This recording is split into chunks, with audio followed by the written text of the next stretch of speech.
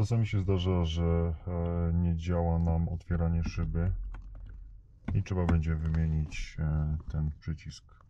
Więc żeby go wyciągnąć, po prostu otwieramy sobie go. Tu jest na zaczaskach. Na 4 zaczaskach jest zacześnięty. Teraz, żeby dalej wyciągnąć, tu jest języczek taki. Naciskamy języczek i wyciągamy wtyczkę, tak?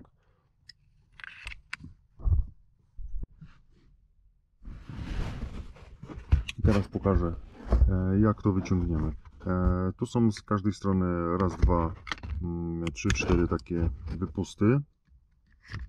Trzeba je podważyć z jednej strony i z drugiej. To najlepiej coś włożyć, żeby się to nie zatrzasnęło z powrotem.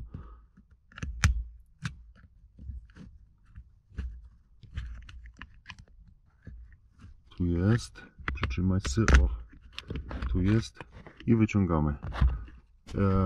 I już mamy przycisk nasz do otwierania, zamykania szyby, który gdzieś jest może uszkodzony, do wymiany. Kupujemy cały taki element i wymieniamy potem.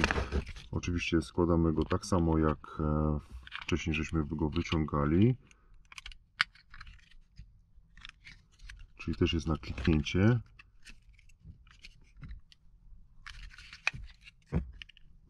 Wszystko działa. Ja oczywiście mi działa.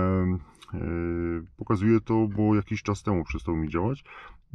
Natomiast na jakiej zasadzie to działa, chciałem to pokazać.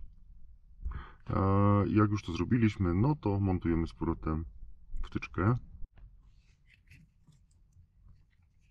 Jest wtyczka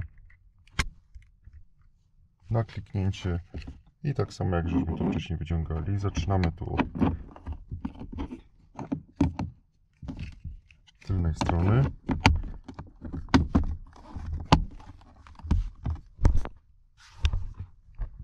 I wtedy możemy przetestować, czy działa. No wiadomo, że jak nie